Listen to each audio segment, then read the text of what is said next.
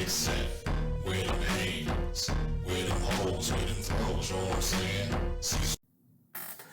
I know my uploads have slowed down on this channel a lot. That's because I've had to deal with a lot of stuff offline and in real life, but I should be back.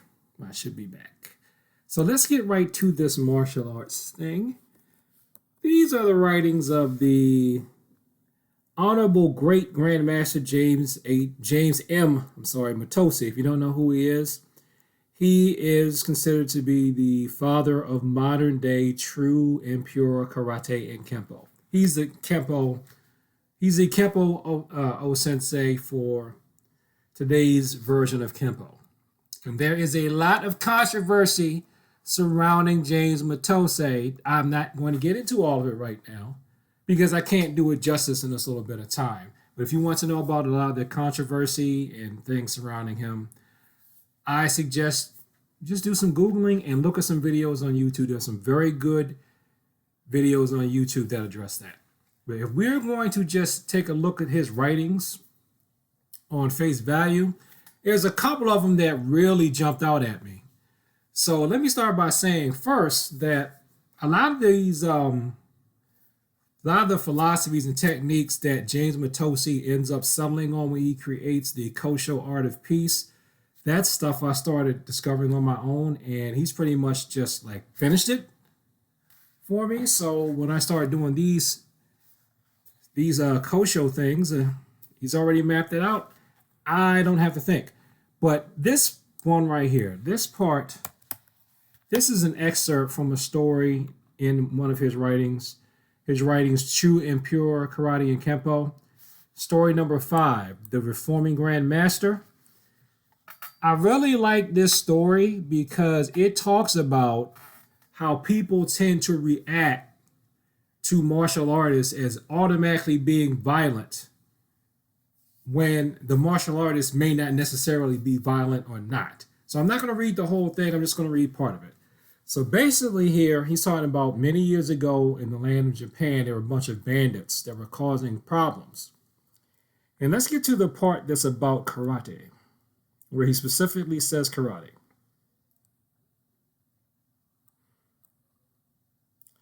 Looking here, let's see. Here we go.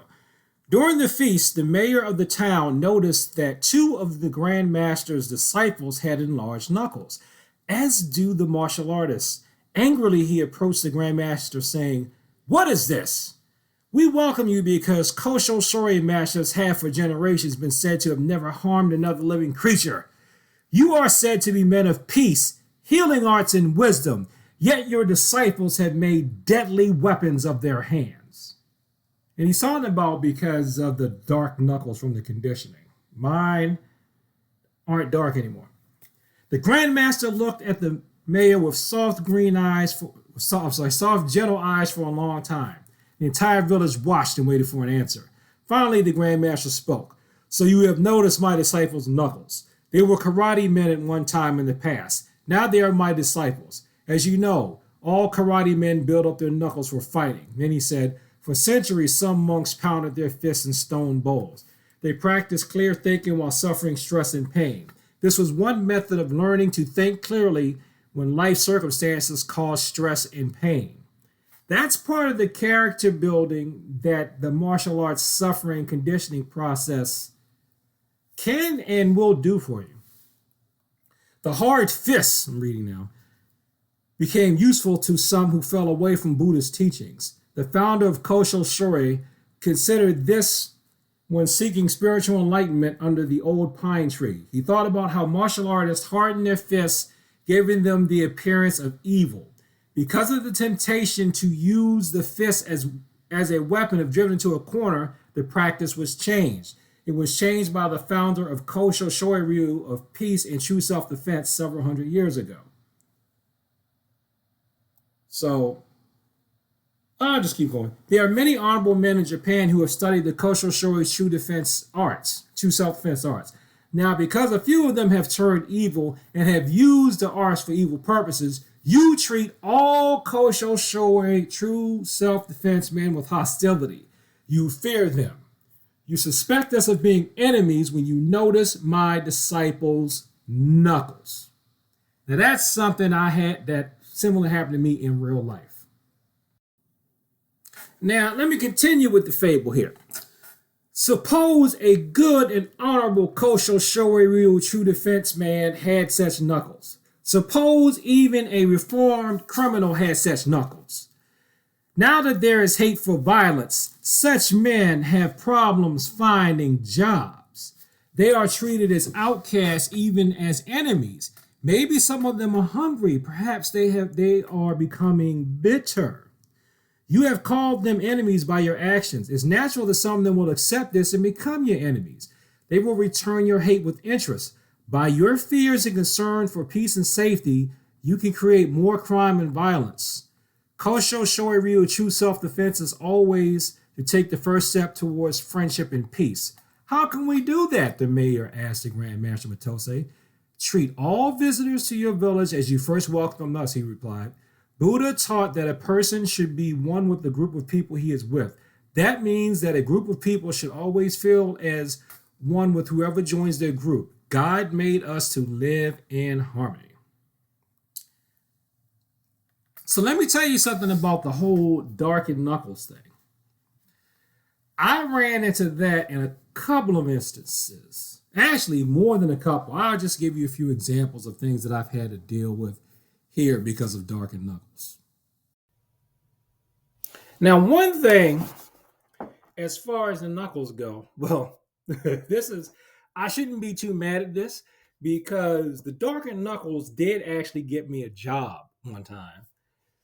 Because since my knuckles were dark, I think I've mentioned this on this channel before. Because my knuckles were dark and I went in for one tech job, this is decades ago.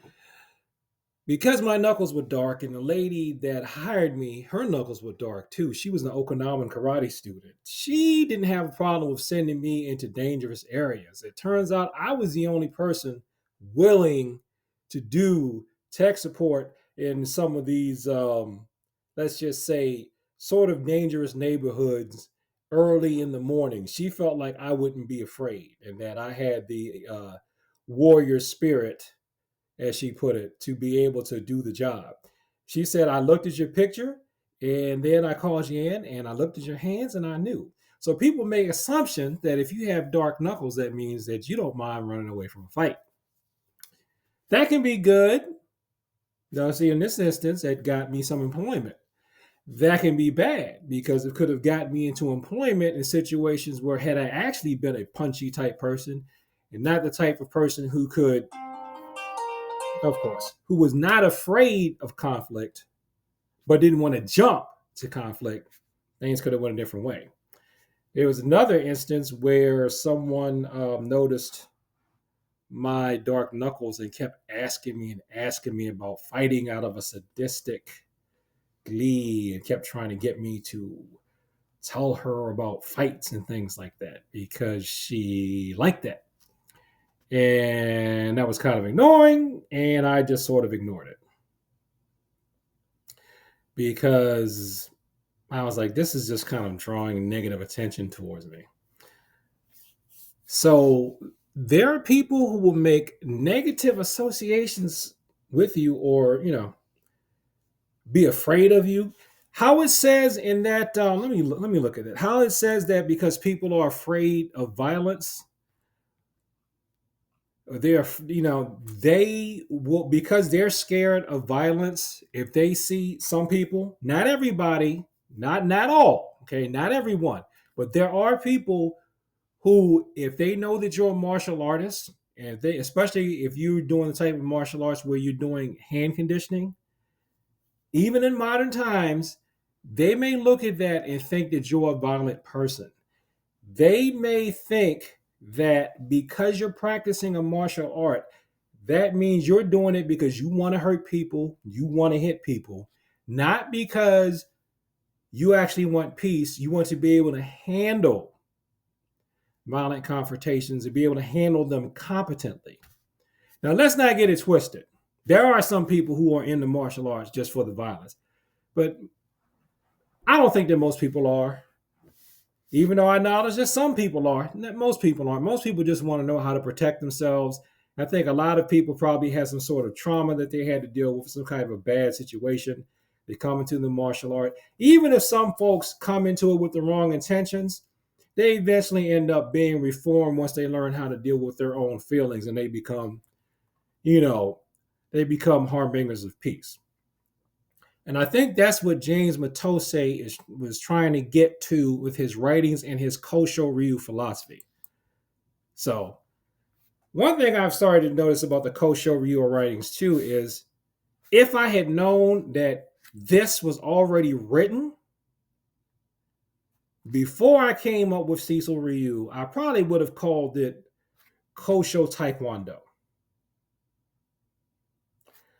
But I can't 100% sign on to everything with O Sensei Mitose. That's probably not his right title. That's a title that I'm going to use for now until I research and find out what his proper title is.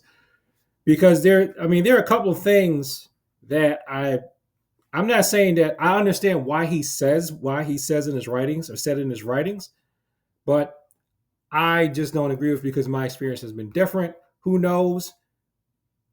I may change my outlook, and that's fine. But like, I can't promise a student that you 100% of the time will not ever have to harm someone. I do think, though, that you should strive towards that. I do think that should be your goal. Absolutely. But I can't promise that you will never, ever have to do any harm to anyone whatsoever. Even though I think that's the goal that you should strive for. Absolutely.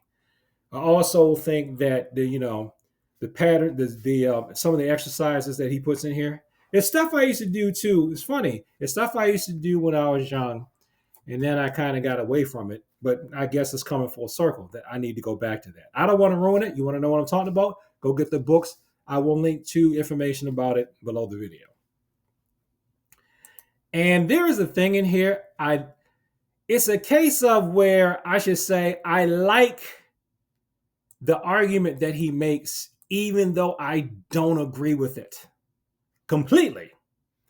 But I like the question. I really like the question that he raises and the point that he makes because I think it makes you think. This is in part 1 of True and Pure Karate and Kempo. So I just have to find it because I have it queued up here. Please bear with me.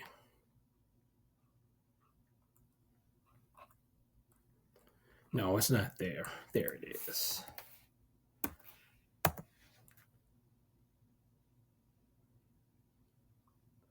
So,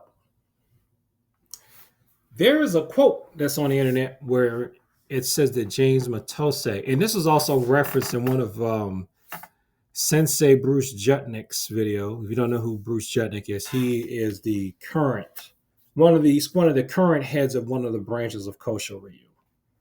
So all these people I'm referencing, look them up. They've got some interesting stories. Like I said, I'm not Kempo per se, but Cecil Ryu martial arts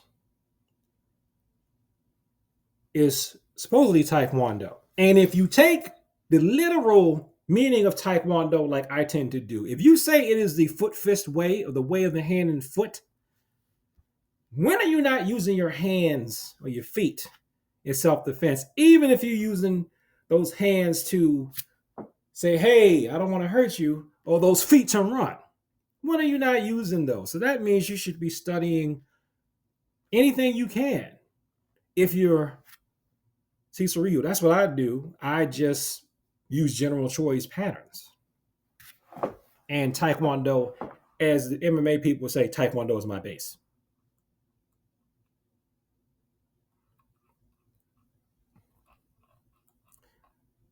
I am looking here.